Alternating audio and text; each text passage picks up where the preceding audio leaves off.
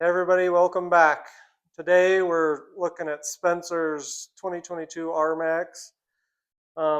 He's been having an issue with it there where a fuse that controls the main head unit display, it keeps blowing on him, and so he would replace it, and it was a really intermittent thing. It would work for a while and then it wouldn't.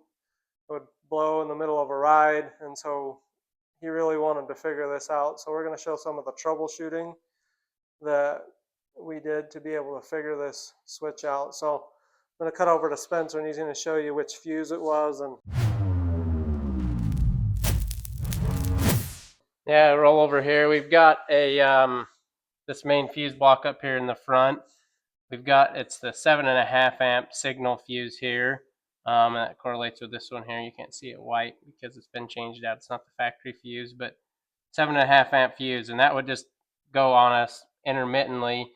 And I thought it was a little strange. I was a little worried that that LCD display had gone out, or there was something defective in it that was taking it out. And all the research I could find, I wasn't getting any answers on that. So we'll kind of walk through some of the stuff we did.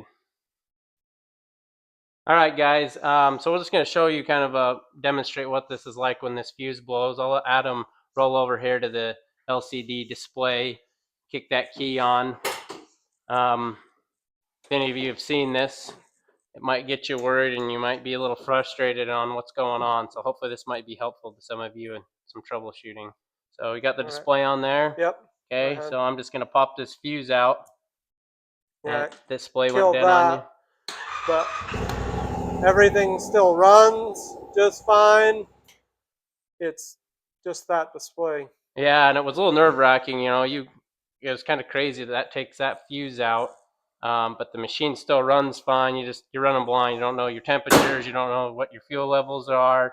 So I was like, well, I rode it like that for a little bit, but it was a little frustrating. I'd put a new fuse in. I'd carried a couple extra fuses, but we had some random things go out. So to kind of start with, I was like, well, what's on that fuse? And I think that's a little misleading that they show a signal.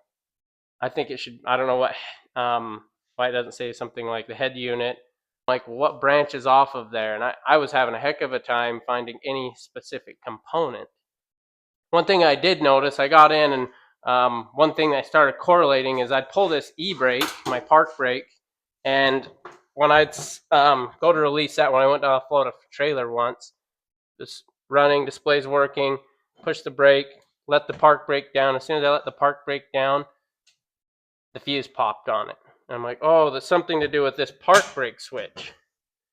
And so I pulled this apart, dug in there, I was trying to see if there was like a pinched wire or something, and nothing. So that led me to like, well, it's not this. And I come to find out, it did have to do with the brakes, but not this switch. It was the regular brake switch. There's a little plunger in here on this brake switch. I'll get down and show you. But whenever I'd release this park brake, when I'd go to let off here, that fuse would pop. It's kind of a hard thing to diagnose. So, all right, guys, I pulled this new brake switch out that we're going to be putting in today, just to kind of show you what's going on with that brake switch that was failing. So you got this plunger here and this metal shaft. It ends up, you open this all up. And I had the other switch pulled apart. I actually cleaned it, and I'll show you a little repair job I did on the other to kind of get me by in the meantime. But this actually should be totally isolated from the electrical circuit. There's little contacts in here on this shaft that pulls in and out and it engages, and that was full of mud and dirt, and it was shorting out through the brake actual itself, this spring in the brake, and it would pop the fuse. So I'll just show you real quick, let him walk over, and I'll show you where that is on the machine, and then we'll get into the actual replacement. It's going to be this top spring here on the brake pedal arm. There's a little part of the hook on that spring that I ended up putting a little piece of insulated plastic tubing on. Right there, you can kind of see that insulated piece of plastic I have over there. That was my redneck fix to get me by, and it's been working, but I'm going to put a new brake switch in. So let's All right, guys, I just wanted to point out here kind of what we're going to be doing to get access to that switch. You could probably fight it without removing this guard, but it's easiest if you just undo these little fenders, plastic screws. They just turn out, and if you take all of them out, I think you only need to take the top 4 out. There's one here, here, here, and here, and that you can just kind of pull that down so you can get access to this little bracket that this brake switch mounts on. So we'll work on getting that pulled out, and then we'll show you the switch once we get it out. All right, guys. So just a little tip pulling this out. There's a little notch on the top here that now there's 3 tabs here. Sorry, there's 3 tabs here on the side, and those need to be pushed in to get it out of that bracket that it locks into. So just a little tip there as you're trying to work through that. So.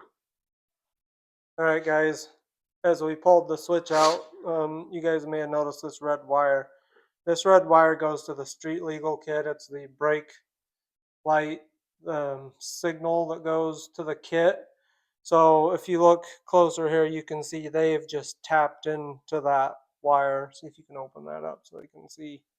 I don't love these because they're not very waterproof. I mean, and as water gets in there, it can corrode that wire. We're going to look at maybe using something like one of these plugs they're automotive grade plugs. They're pretty water resistant, keep stuff off, but we haven't decided exactly what we're going to do. We'll let you know.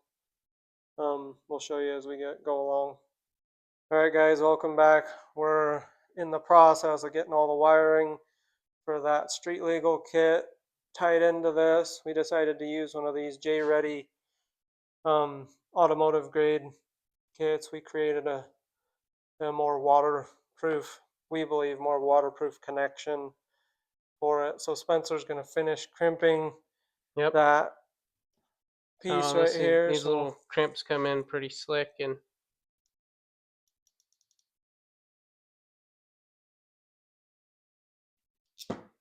show you what it does here.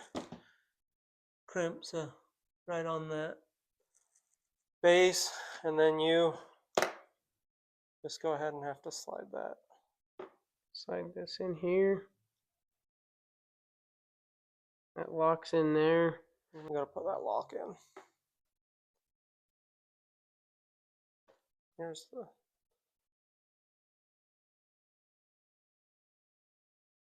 All right, we just got that. Get that locked down in there. You can see those 2 plug prongs down in there. Go ahead and plug that together. Snap. Now that has a nice, clean, waterproof connection. All right, so we got everything kind of buttoned up here, kind of made it look nice and clean. We'll just get this plugged in, and I think that'll look pretty nice and be nice and secure, watertight, and shouldn't have any problems. I don't know. They claim that they've upgraded this switch. I don't know how true it is, if they've made changes to it. The guy at the dealership when I bought this switch, I guess time will tell if that's gonna hold up. But this is our point of failure that we're most worried about. So hope this new switch does the ticket. All right, guys, we're back. Just buttoned up, got that switch put in, and come down here and take a look at. I think it turned out real nice. Nice clean install. Got that brake switch for the aftermarket street legal kit on that. So fire this up and see how these brakes switch. See if we did it right. All right, moment of truth. Moment of truth. I'm not gonna fire it up. Let's hit the brake. Oh, got brakes. Oh, we got brakes, and the fuse so your brakes do that little flash before they go on, huh? Yep. I don't know. I think that's just kind of. That's a feature. Get people's attention, I guess. Yeah, I don't know. So brake switch works. Brake switch works. We don't have our little insulated spring anymore on my makeshift redneck fix, but still got a LCD display. Everything looks good. So yeah. Okay.